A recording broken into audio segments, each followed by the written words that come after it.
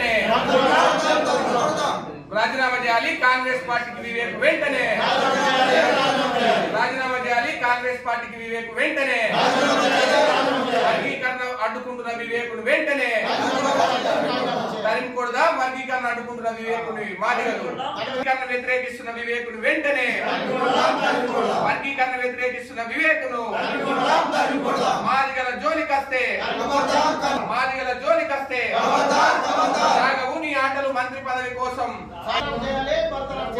కులాల మధ్యలో చిచ్చు పెడుతున్న మంత్రి పదవి కోసం కులాల మధ్యలో చిచ్చు పెడుతున్న వివేకుడు వెంటనే మంత్రి పదవి కోసం కులాల మధ్యలో చిచ్చు పెడుతున్న వివేకుడు వెంటనే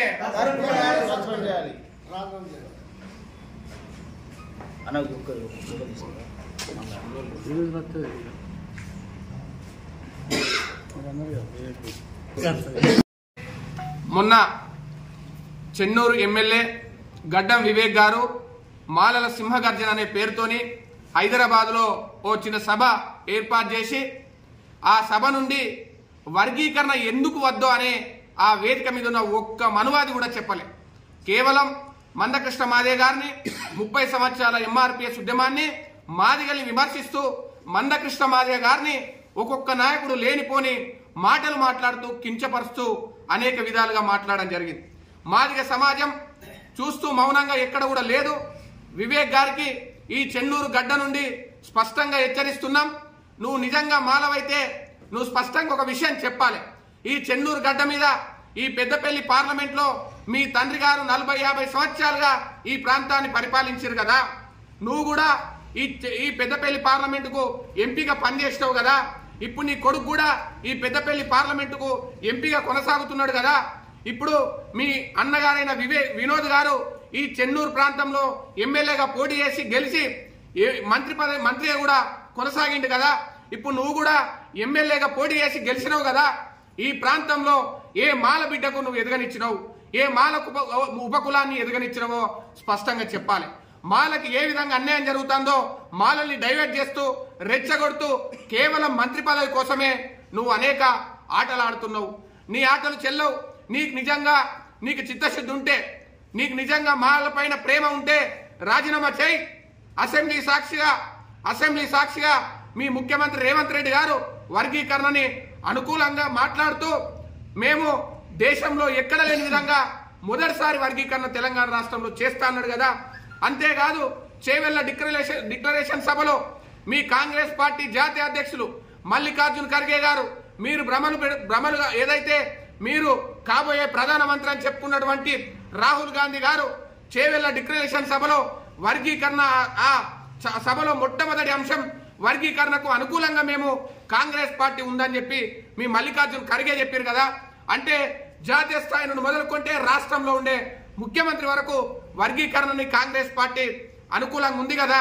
మరి అనుకూలంగా ఉన్నటువంటి కాంగ్రెస్ పార్టీలో నీకు నిజాయితీ ఉంటే నువ్వు ఎట్లా కాంగ్రెస్ పార్టీలో కొనసాగుతున్నావో మాలకే చెప్పాల్సిన అవసరం ఉన్నది. నువ్వు నిజంగా మాల కోసం ఉద్యమం చేస్తే తక్షణమే నువ్వు రాజీనామా చేసి రా, తేల్చుకుందాం. చెన్నూరులో ఎన్నికల ముందు ఎప్పుడు కూడా వర్గీకరణకు వ్యతిరేకంగా మాట్లాడలేదు కదా. వర్గీకరణ మా పార్టీ డిమాండ్, మేము కూడా అనుకూలమని మాట్లాడినావు కదా.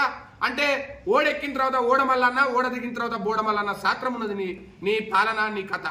నువ్వు ఏ పార్టీ మారని పార్టీ రాష్ట్రంలో ఈ దేశంలో ఒక పార్టీ పేరు చెప్పు. నువ్వు ఏ పార్టీ అధికారంలో ఉంటే ఆ పార్టీకి పోతావు, ఆస్తులు సంపాదించుకుంటావు, ఆస్తులు వెనకేసుకుంటావు, మాలల్ని రెచ్చగొడతావు. ఈ దేశంలో దళితులు 59 కులాలు అన్నారు కదా. ఈ దేశంలో దళితులకు లేని ఆస్తి, ఏ దళిత నాయకులకి లేని ఆస్తి కేవలం నీకు మాత్రమే ఎందుకుంది. కేవలం దళితులలో మాల కులమైనటువంటి నీకు మాత్రమే ఎందుకుంది. ఇంకా ఏ కులానికి ఎందుకు లేకుండా పోయిందంటే దళితుల్ని మోసం చేస్తూ యావత్ దళిత జాతిని మేమే అని చెప్పేసి ప్రగల్భాలు పలుకుతూ ఇవాళ ఆస్తులు సంపాదించుకున్నావు. నువ్వు చెప్తున్నావు కదా అంబేద్కర్ గారు ఇచ్చినటువంటి రిజర్వేషన్, ఉమ్మడి రిజర్వేషన్ వద్దంటున్నావు కదా. నీకు నిజాయితీ ఉంటే, చిత్తశుద్ధి ఉంటే నువ్వు మీ తండ్రి గారు అటువంటి ఏదైతే వెంకటస్వామి గారు కాగా గారు సంపాదించుకున్న ఆస్తులని నీ అన్నైనటువంటి వినోద్ నువ్వు పంచుకున్నావా లేదా చెప్పు. V6 లో మీకు షేర్స్ ఉన్నాయా, మీ అన్నకు నీకు షేర్స్ ఉన్నాయా లేవా చెప్పు. అట్లాగే ఏదైతే అంబేద్కర్ లా కాలేజీలు పంచుకున్నారో లేదా చెప్పు. అట్లాగే విశాఖ ఇండస్ట్రీలో మీ అన్న నువ్వు పంచుకున్నారో లేదా చెప్పు. అంటే నీ కుటుంబం కాడికి వస్తే నీ తండ్రి ఆస్తిని పంచుకునే హక్కు మాత్రం మీకుంటది, కానీ అంబేద్కర్ గారు మా తాత ఇచ్చినటువంటి రిజర్వేషన్లు పంచుకునే హక్కు మాకు లేదా అని చెప్పేసి స్పష్టంగా అడుగుతున్నాం. అంటే నీ అవసరాల కోసం, నీ ఏదైతే మంత్రి పదవి కోసం ఈ దేశంలో ఈ రాష్ట్రంలో ఉన్నటువంటి మాల మాదిగల మధ్యలో ఒక అగాధాన్ని కల్పించే ప్రయత్నం చేస్తున్నావు. ఈ దేశంలో వర్గీకరణ వ్యతిరేకించే ఏ పార్టీ లేదు. కేంద్రంలో ఇప్పుడున్నటువంటి పెద్దలు నరేంద్ర మోడీ గారే మాదిగల సభకు వచ్చి వర్గీకరణ అనుకూలమని చెప్పిండు. ఇప్పుడున్నటువంటి ముఖ్యమంత్రి గారు అనేక సందర్భాలలో మాదిగల మీటింగ్ వచ్చి వర్గీకరణ చేస్తామన్నారు. నిండు అసెంబ్లీ సమావేశాలు జరుగుతుంటే ఆగస్టు 1 తారీఖున సుప్రీంకోర్టు వర్గీకరణకు అనుకూలంగా తీర్పిస్తే సుప్రీంకోర్టులో వర్గీకరణ వాదనలు ఇంకా ముగియక ముందే తీర్పు వచ్చిన వెంటనే అసెంబ్లీ సాక్షిగా వర్గీకరణ చేస్తా అన్నటువంటి ఎవరు రేవంత్ రెడ్డి గారు కాదా? అట్లాగే టీఆర్ఎస్ పార్టీ వర్గీకరణకు అనుకూలంగా ఏదైతే కేంద్రానికి లేఖలు రాయలేదా? ఇక్కడ ఉండబడే ఏ పార్టీ అయినా, టీడీపీ కావచ్చు, వైఎస్ఆర్ కాంగ్రెస్ కావచ్చు, ఇక్కడ సిపిఐ సిపిఎం ఏ పార్టీ అయినా వర్గీకరణకు అనుకూలంగా ఉంది. సమాజం మొత్తం మాదిగలకు అండగా ఉన్నది. అది నువ్వు చూస్తూ ఊర్వలేకపోతున్నావు.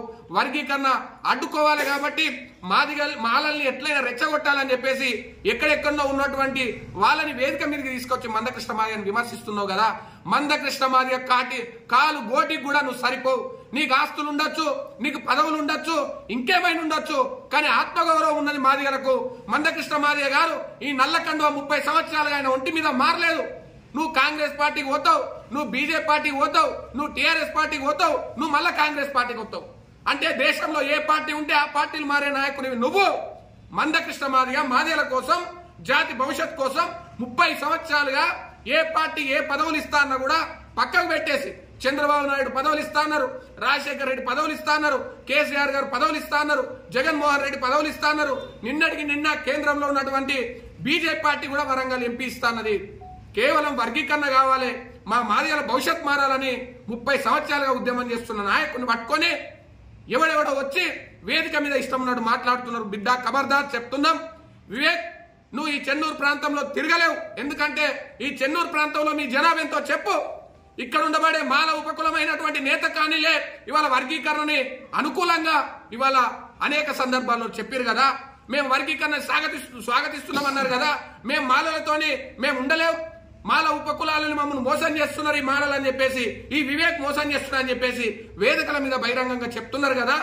అంటే నీ ఉపకులానికే నువ్వు న్యాయం చేయలేవు, నీ ఉపకులాలని పక్కన పెట్టుకోలేనివి ఇవాళ ఇంకా ఏ కుల